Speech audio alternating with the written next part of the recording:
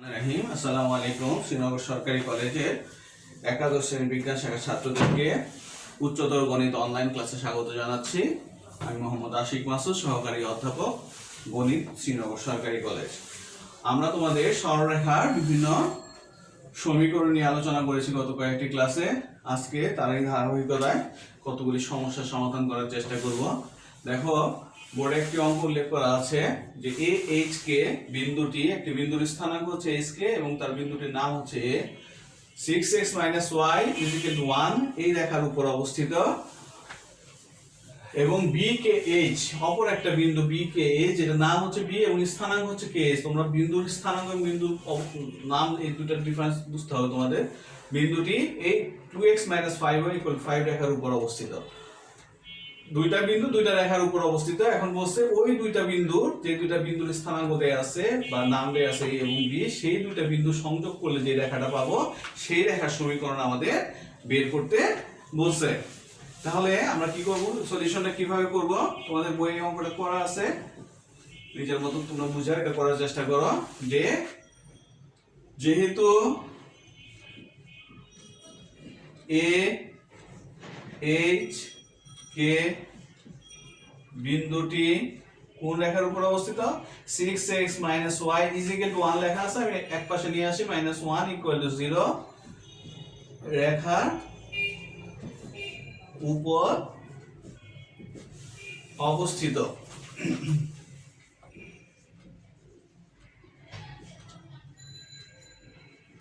রেখার উপর অবস্থিত। এখন একটা জিনিস তোমাদের আগে বুঝাইছি, খেয়াল করো, কোনো বিন্দু যদি কোনো রেখার উপর অবস্থান করে অথবা কোনো রেখা যদি কোনো বিন্দুর ভিতর দিয়ে যায়, তাহলে সেই বিন্দুর স্থানাঙ্ক দিয়ে সেই রেখাটাকে সিদ্ধ করা যাবে, স্যাটিসফাইড করা যাবে। সমীকরণ সিদ্ধ করার যে প্রক্রিয়া, কোনো বিন্দু যদি কোনো রেখার উপর অবস্থান করে অথবা কোনো রেখা যদি কোনো বিন্দুর ভিতর দিয়ে যায়, তাহলে সেই বিন্দু ওই রেখার সমীকরণকে সিদ্ধ করবে। তার মানে এই বিন্দুর স্থানাঙ্ক এই সমীকরণটাকে সিদ্ধ করবে। তাহলে এখানে কি আছে, বিন্দুর স্থানাঙ্ক এইচ কে, ভুজ আছে এইচ এবং কোটি আছে কে।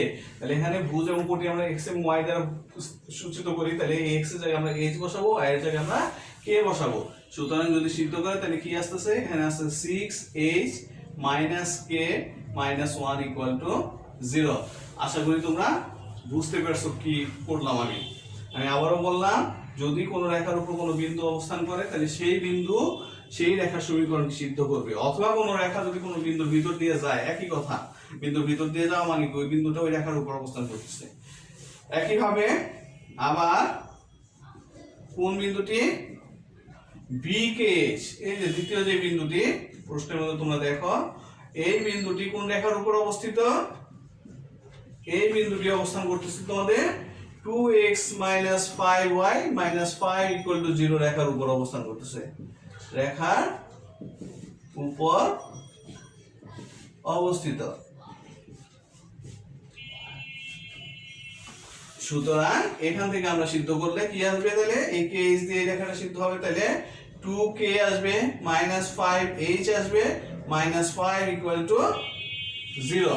আমি একটু সাইড চেঞ্জ করে এটা লিখি, যদি এইচটাকে সামনে লিখি তাহলে -5h + 2k - 5 = 0, ইকুয়েশন নাম্বার 2। তাহলে 1 নাম্বার বিন্দু দিয়ে 1 নাম্বার সমীকরণ সিদ্ধ করলাম, 2 নাম্বার বিন্দু দিয়ে 2 নাম্বার ইকুয়েশনকে সিদ্ধ করলাম। এখন আমাদের কাজ কি, আমরা কাজ হচ্ছে এ এবং বি, এ এবং বি এই দুটো বিন্দু সংযোগকারী রেখা সমীকরণ বের করতে বলছে।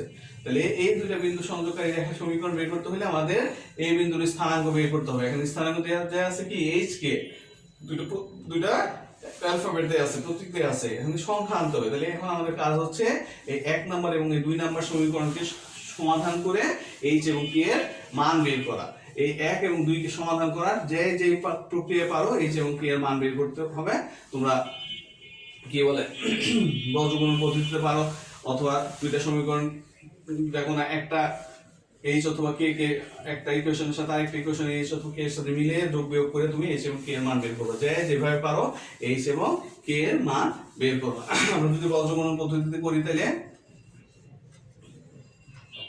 বজ্রগুণন পদ্ধতিতে 1 ও 2 হতে পারে। 1 ও 2 হতে কি পাই আমরা h যদি উপরে লিখি তাহলে নিচে কি আসবে গুণ হবে কার সাথে কার দেখো এই -1 এর সাথে এই -5 গুণ হবে তাহলে এখানে আসবে 5 যারা বুঝো না তারা আবার ইয়া দেখে নিবে 9 10 এর বই দেখে নিবা -1 এর সাথে 2 তার মানে -1 প্লাস 2 তাহলে কি আসতেছে -2 তাহলে মাইনাসে মাইনাসে প্লাস 2 হয়ে যাবে এখানে divided by k is equal to k divided by তাহলে এখন এটা নিলাম উল্টা দিকে গুণ হবে তাহলে -5 এর সাথে -1 গুণ হলে +5 হবে এখানে মাইনাস চিহ্ন আসে সূত্র হচ্ছে মাইনাস চিহ্ন এই -5 এর সাথে এই 6 গুণ করলে -30 -30 এর মাইনাসে মাইনাসে +30 হয়ে যাবে is equal to 1 divided by এই শেষের অংশটুকু তাহলে কি আসবে এখন এই 6 এর সাথে 2 গুণ হবে 6 দুগুণে 12 আর এখানে আছে কত -5 এখানে আছে -1 তাহলে মাইনাসে মাইনাসে +5 আর সূত্রের মাইনাস তাহলে -5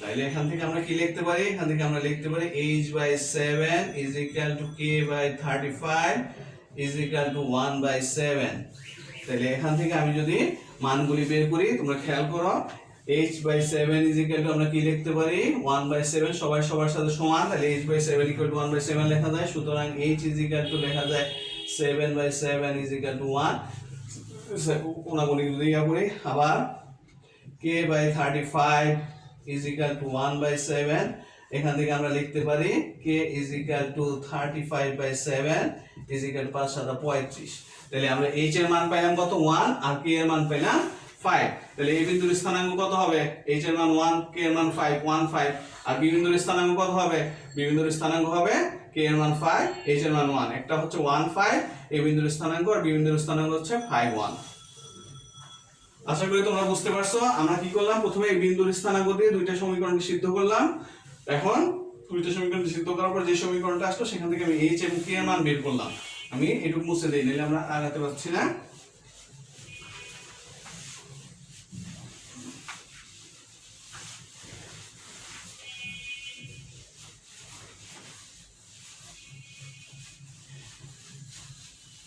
তাহলে আমরা কি লিখব সুতরাং a h k বিন্দুর স্থানাঙ্ক কত আসছে তাহলে আমাদের এই বিন্দুর স্থানাঙ্ক h এর মান হচ্ছে কত আসছে h এর মান 1 আর k এর মান হচ্ছে 5 এবং b k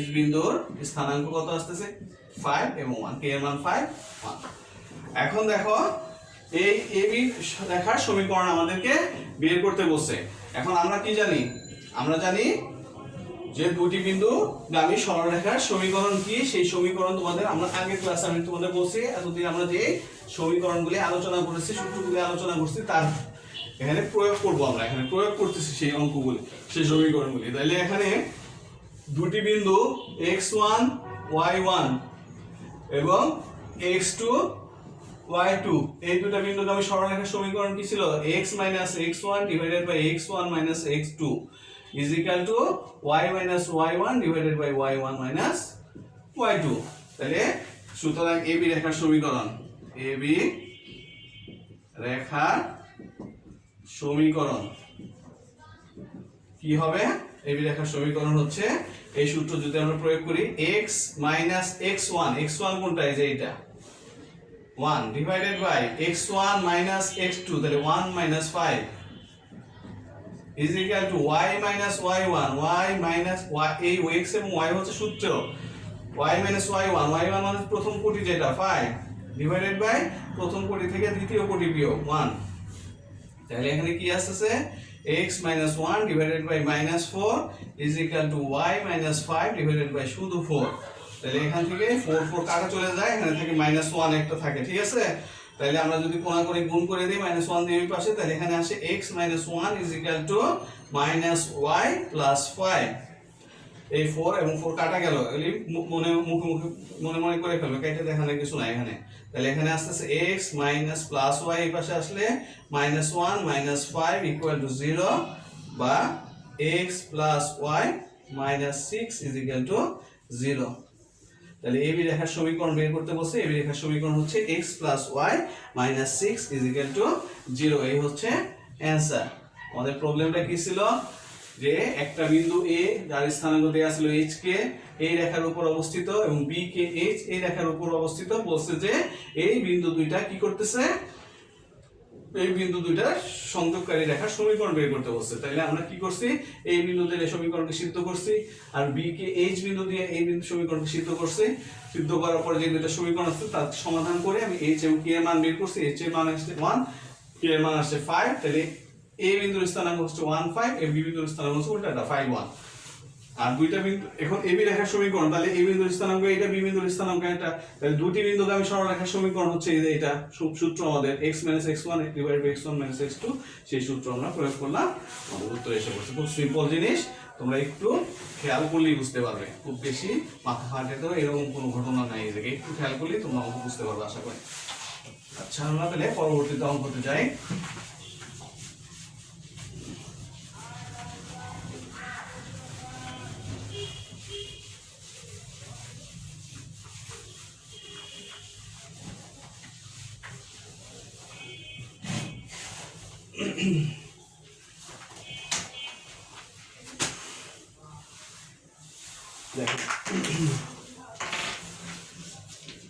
আমরা একটা অঙ্ক করি। দেখো, একটি সরলরেখা 1 2 এবং 3 4 বিন্দুগামী এবং xy বিন্দু তার উপর অবস্থিত।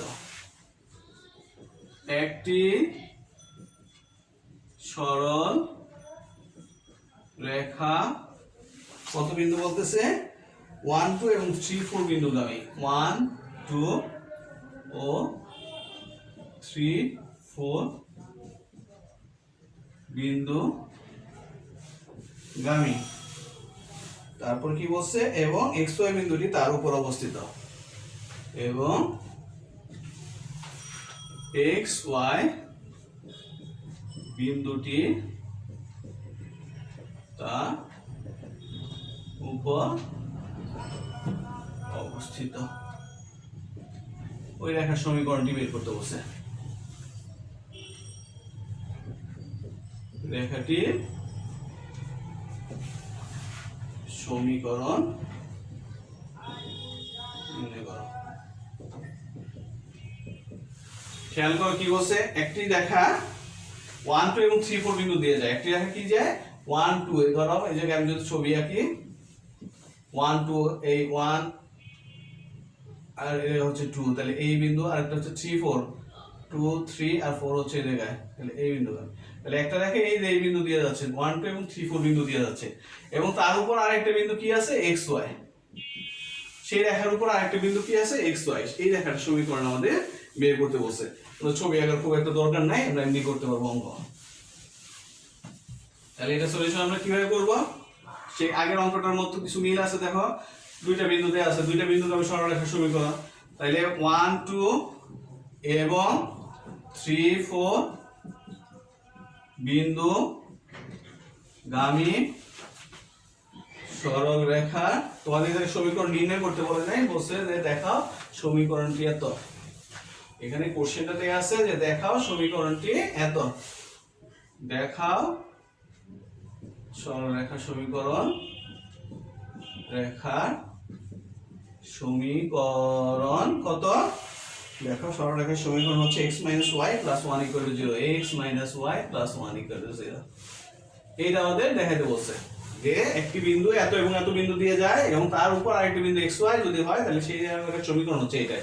তাহলে এখন আমাদের কাজ হচ্ছে এই 1 2 এবং 3 4 বিন্দুগামী সরলরেখার সমীকরণ আমরা বের করব। সরলরেখার সমীকরণ কি, সরলরেখার সমীকরণ হচ্ছে সূত্র, সেই আগে সূত্র, x - x1 x - 1 / 1 - 3 = y - 2 / 2 - 4।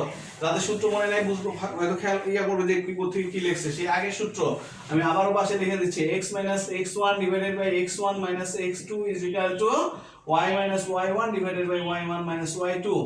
x থেকে প্রথম বিয়োগ ডিভাইড বাই প্রথম কোটি থেকে দ্বিতীয় কোটি বিয়োগ কোটি থেকে প্রথম কোটি বিয়োগ ডিভাইড বাই প্রথম কোটি থেকে দ্বিতীয় কোটি বিয়োগ। তাহলে x - x1 / 1 - x1 - x2, y - y1 / y1 - y2। তাহলে এখান থেকে আসতেছে আমাদের x - 1 / -2 = y minus 2 divided by minus 2 minus 2 কাটা চলে যায়, তাহলে এখানে আসতেছে x মাইনাস কত আসে 1 is equal two y minus 2। আমি একবারই লিখতে পারতাম, তোমাদের সুবিধার জন্য লিখলাম। তাহলে x মাইনাস y এটা এই পাশে আসলে প্লাস 2 হয়ে যাবে, তাহলে এটা কত আসতেছে minus 1 plus 2 is equal two 0। তাহলে এখানে আসতেছে x minus y plus 1 equal to 0, এক নাম্বার ইকুয়েশন। এখন কি বলছে, xy বিন্দুটি এই রেখার উপর অবস্থিত, xy বিন্দুটি এই রেখাটার উপর অবস্থিত, এক নং রেখার উপর অবস্থিত। সুতরাং কি হবে, কোন বিন্দু কোন রেখার উপর অবস্থান করলে সেই বিন্দু দ্বারা এই সমীকরণ সিদ্ধ হবে। সুতরাং এক নং রেখার সমীকরণ বা রেখাটির সমীকরণ কি হবে, এই সমীকরণটা কি দ্বারা সিদ্ধ হবে, xy দ্বারা সিদ্ধ হবে। এখন কি হয়েছে, কোন কনফিউশন করতে পারে, এখন xy আগে থেকেই আছে, থাকলেও কোনো সমস্যা নাই। আমরা কি করব, xy দ্বারা সিদ্ধ করব। আমরা x এর জায়গায় x লিখব, y এর জায়গায় x লিখব, y লিখব x minus y plus 1 equal to 0 প্রমাণিত বা দেখানো হলো। তোমাদের যেটা দেয়া আছে কোশ্চেনে, যদি দেখানো হলো বলে তাহলে দেখানো হলো লিখবা, দেখাও যদি হয় তাহলে শর্ট লিখবা, দেখানো হলো। এই হচ্ছে উত্তর। খেয়াল করো, তাহলে আমরা আবার দেখি, একটি সরলরেখা 1 2 এবং 3 4 বিন্দুগামী এবং xy বিন্দু দুই তার উপর অবস্থিত। তাহলে xy 1 2 3 4 বিন্দুগামী সরলরেখার সমীকরণ আমরা বের করলাম, x - y + 1 = 0। এখন বলছে এই রেখার উপর xy বিন্দু অবস্থান করতেছে, তাহলে এই রেখার উপর যদি xy বিন্দু অবস্থান করে, এই xy বিন্দু দ্বারা এই রেখাটা কি হবে, স্যাটিসফাইড হবে, সিদ্ধ হবে। তাহলে xy এই রেখাটাকে সিদ্ধ করলাম আমরা, তাহলে কোনো কিছু চেঞ্জ হলো না, কারণ এই জায়গায় সমীকরণের মধ্যে আগে থেকে xy ছিল, এই জন্য দেখতে একই রকম। এই জায়গায় যদি অন্য কিছু থাকতো তাহলে xy যখন বসাবো তাহলে জিনিসটা চেঞ্জ হইতো, দেখতে অন্যরকম লাগতো। তাহলে আমাদের এটাই প্রমাণ করতে বলছে যে x - y + 1 = 0, x - y। আশা করি বুঝতে পেরেছো তোমরা। আমরা কি আরেকটা অঙ্ক করব, সময় হবে আমাদের, 20 মিনিট হয়ে গেছে।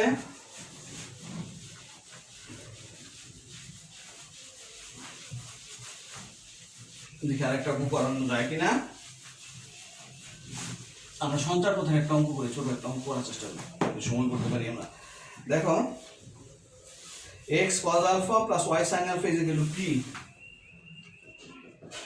x cos alpha plus y sin alpha is equal to p বলা আছে। তারপরে কি বলছে, বলছে সরলরেখাটি x অক্ষ এবং y অক্ষকে যথাক্রমে a এবং b বিন্দুতে ছেদ করে। x অক্ষকে a বিন্দুতে, রেখাটি x অক্ষকে a বিন্দুতে, y অক্ষকে b বিন্দুতে ছেদ করে। x অক্ষকে a বিন্দুতে এবং y অক্ষকে b বিন্দুতে ছেদ করে। বলছে আলফাকে পরিবর্তনশীল ছুলে দেখাও যে ab এর মধ্যবিন্দু সঞ্চার পথের সমীকরণ। ab এর মধ্যবিন্দু সঞ্চার পথের সমীকরণ বের করতে বলছে। কত বের করতে বলছে, সমীকরণ হচ্ছে p² x² + y² = 4x² y², 4x² y²। এই সমীকরণটা আমাদের বের করতে বলছে। ab এর মধ্যবিন্দুর সঞ্চার পথের সমীকরণ হচ্ছে এইটা। তাহলে আমাদের প্রথম কাজ হচ্ছে a এবং b বিন্দু স্থানাঙ্ক কি সেটা দেখো। তাহলে আমরা এই দুইটা অক্ষকে ছেদ করে, দুইটা অক্ষকে ছেদ করলে কি হয়, আমরা সূত্র পড়ছিলাম, দুইটা অক্ষকে ছেদ করলে তাহলে x cos alpha plus y sin alpha is equal to p। এটাকে আমরা লিখতে পারি x by p by cos alpha plus y by p by sin alpha is equal to 1 লিখতে পারি কিনা দেখো। এই cos alpha যদি উল্টাই দেই তাহলে উপরে চলে যায়, x cos alpha হয়, আর p এটা নিচে আছে, p এটা নিচে আছে, সরল করলে এই পাশে গুণ করে দিলে এটা এই সমীকরণকে এই সমীকরণ আকারে লেখা যায়। তাহলে x অক্ষকে a বিন্দুতে ছেদ করে, তাহলে a বিন্দুর স্থানাঙ্ক কত, সুতরাং a বিন্দুর স্থানাঙ্ক কত হবে বলো তো। আমরা তোমাদের শিখেছিলাম x by a plus y by b is equal to 1 হলে x অক্ষকে a 0 বিন্দুতে ছেদ করে, y অক্ষকে 0 b বিন্দুতে ছেদ করে। তাহলে x অক্ষকে যে বিন্দুতে ছেদ করবে সেটা হচ্ছে p divided by cos alpha 0, R y অক্ষকে যে a বিন্দুর স্থানাঙ্ক কত, আর b বিন্দুর স্থানাঙ্ক কত হবে, b বিন্দুর স্থানাঙ্ক বি বিন্দুর স্থানাঙ্ক হচ্ছে তোমাদের কত 0 p divided by sine alpha. এই নিয়ম অনুসারে, ঠিক আছে? তাহলে এ বি এর মধ্যবিন্দুর স্থানাঙ্ক ধরি,